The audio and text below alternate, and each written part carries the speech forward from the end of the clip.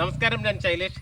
Travelling ബാൻഡേഴ്സിൻ്റെ പുതിയൊരു എപ്പിസോഡുമായി ഞാനിപ്പോൾ ഇന്നത്തെ എൻ്റെ യാത്ര അച്ചൻകോവിലേക്കാണ്. അപ്പം അച്ചൻകോവിലേക്ക് പോവുക എന്ന് പറയുന്നത് കോന്നി വഴി നമുക്ക് അച്ചൻകോവിലേക്കൊരു യാത്ര, നല്ലൊരു കാടിൻ്റെ നടുവിലൂടെ ഒരു യാത്ര നമുക്ക് ചെയ്യാൻ പറ്റും. അല്ലെങ്കിൽ പുല്ലൂർ വഴി അലിമുക്ക് വഴി നമുക്ക് അച്ചൻകോവിലേക്ക് പോവാം. അല്ലെങ്കിൽ നമുക്ക് കുറച്ചും കൂടി എളുപ്പം, തിരുവനന്തപുരത്തുകാർക്ക് എളുപ്പം എന്ന് പറയുന്നത് ചെങ്കോട്ട വഴി. നമുക്ക് ചെങ്കോട്ടിൽ നിന്ന് 28 കിലോമീറ്റർ യാത്ര കഴിഞ്ഞാൽ അച്ചൻകോവിലേക്ക് വരാം. എന്തായിരുന്നാലും ഈ അച്ചൻകോവിൽ യാത്ര എന്ന് പറയുന്നത് ഒരു 1 ഡേ ട്രിപ്പിനുള്ള എല്ലാ ഘടകങ്ങളും ഉള്ളൊരു യാത്രയാണ്. ശരിക്കും കാടിന് നടുവിലൂടെ ഒരു യാത്ര. കാട് ഇഷ്ടമാണ്, യാത്ര ഇഷ്ടമാണ് എന്നുള്ളവർക്കൊക്കെ ഈ അച്ചൻകോവിൽ യാത്ര ഒരു പ്രത്യേക അനുഭൂതിയാണ്. മാത്രവുമല്ല, കുറച്ച് ഭക്തിയും ഒക്കെ ഉള്ള ആൾക്കാർക്ക് ഒരു തീർത്ഥാടന യാത്ര വേണമെങ്കിലും പറയാം. എന്നാൽ കാട് ഇഷ്ടമാണ്, കാട് ഭൂപ്രകൃതി ഇഷ്ടമാണ് ഇങ്ങനെയുള്ളവർക്കൊക്കെ ആണെങ്കിൽ ഈ അച്ചൻകോവിൽ യാത്ര അങ്ങനെയും ഒരു യാത്രയായിട്ട് തന്നെ വരാം. എനിവേ, എല്ലാവർക്കും ഈ യാത്ര എൻജോയ് ചെയ്യാൻ കഴിയട്ടെ. എല്ലാവരും ഇവിടെ വന്ന് ഒരു ദിവസം എക്സ്പ്ലോർ ചെയ്യൂ. ബൈ.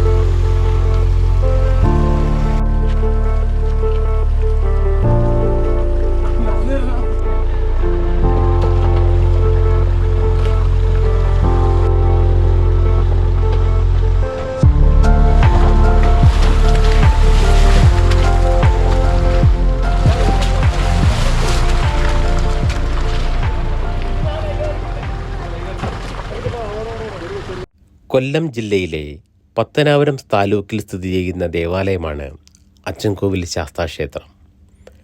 തിരുവനന്തപുരത്ത് നിന്ന് ഏകദേശ യാത്രാ ദൂരം 120 കിലോമീറ്ററും കൊല്ലത്ത് നിന്നും 120 കിലോമീറ്ററും, എന്നാൽ തമിഴ്നാട് ചെങ്കോട്ട വഴി 28 കിലോമീറ്ററും യാത്ര ചെയ്താൽ ഈ ക്ഷേത്രസന്നിധിയിൽ എത്തുവാൻ സാധിക്കും.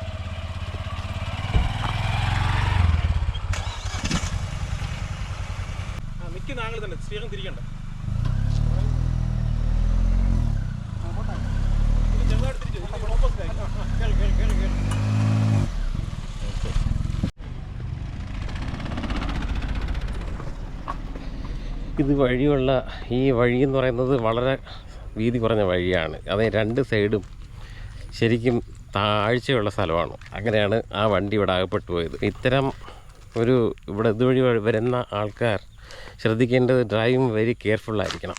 കാരണം ഈ റോഡിൻ്റെ 2 സൈഡും പുല്ല് നിറഞ്ഞു കിടക്കുകയാണ്. അപ്പോൾ നമ്മൾ ടയർ ഇറങ്ങിക്കഴിഞ്ഞാൽ എത്രത്തോളം താഴ്ചയുണ്ടെന്നുള്ളത് അറിയാൻ പറ്റത്തില്ല. അത് വളരെയധികം ശ്രദ്ധിച്ചു വേണം ഈ റൂട്ട് അച്ചൻകോവിൽ റോഡ് ഓടിച്ചു വരുന്നവർ ശ്രദ്ധിക്കേണ്ടത്. യാത്രയിലുടനീളം നമ്മെ അകമ്പടി സേവിക്കുന്ന ഒരാളുണ്ട്. അത് മറ്റാരുമല്ല, ഒരു പുഴയാണ്, അച്ചൻകോവിലാറ്. പമ്പയുടെ ഒരു പോഷക നദിയാണ് അച്ചൻകോവിലാറ്. പശക്കിടാമേട്, രാമക്കൽ തേരി, ഋഷിമല എന്നിവിടങ്ങളിൽ നിന്നും ഉദ്ഭവിച്ച് നിരവധി ചെറുപുഴകൾ യോജിച്ചാണ് അച്ചൻകോവിലാർ രൂപം കൊണ്ടിരിക്കുന്നത്.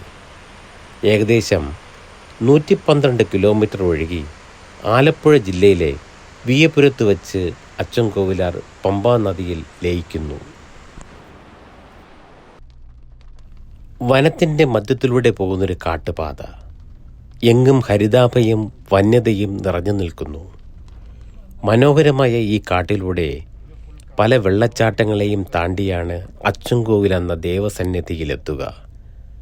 ആനയുടെ ചിഹ്നം വിളിയും കാട്ടുമൃഗങ്ങളുടെ ശബ്ദവും ഈ വനത്തിൻ്റെ ഗാംഭീര്യതയെ നമ്മെ വിളിച്ചറിയിക്കുന്നു.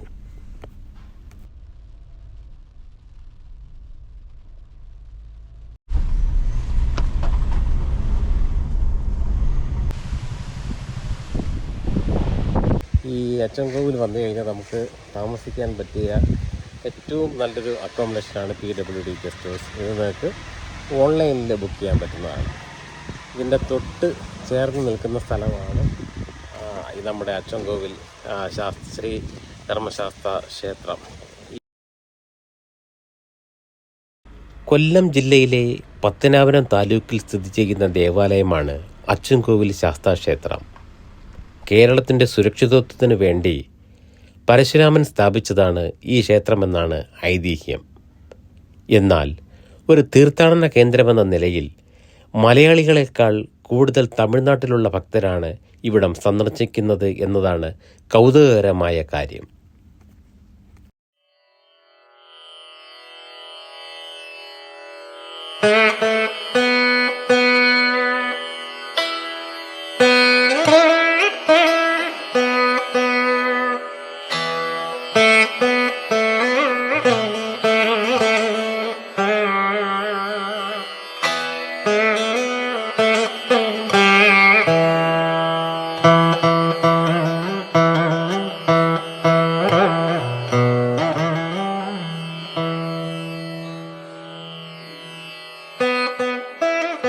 ഈ ക്ഷേത്രത്തിൻ്റെ മറ്റൊരു പ്രത്യേകത എന്തെന്നാൽ പരശുരാമനാൽ സ്ഥാപിതമായ വിഗ്രഹപ്രതിഷ്ഠയുള്ള ഏക ക്ഷേത്രമാണിത്. മറ്റെല്ലാ പഞ്ചക്ഷേത്രങ്ങളിലും പുതിയ വിഗ്രഹങ്ങളാണ് നിലകൊള്ളുന്നത്. എന്നാൽ അച്ചൻകോവിലിൽ പരശുരാമൻ പ്രതിഷ്ഠിച്ച അതേ വിഗ്രഹമാണ് ഇന്നും നിലകൊള്ളുന്നത്.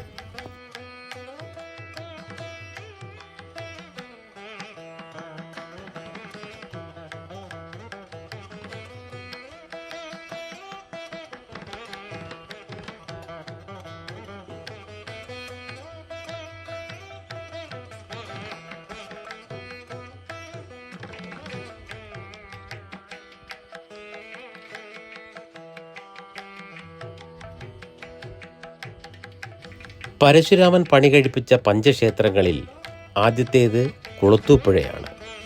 അവിടെ ശൈവഭാവത്തിൽ ഭഗവാൻ കുടികൊള്ളുന്നു. അത് കഴിഞ്ഞാൽ ആര്യങ്കാവ്, അവിടെ കൗമാരഭാവത്തിലാണ് ഭഗവാൻ കുടികൊള്ളുന്നത്.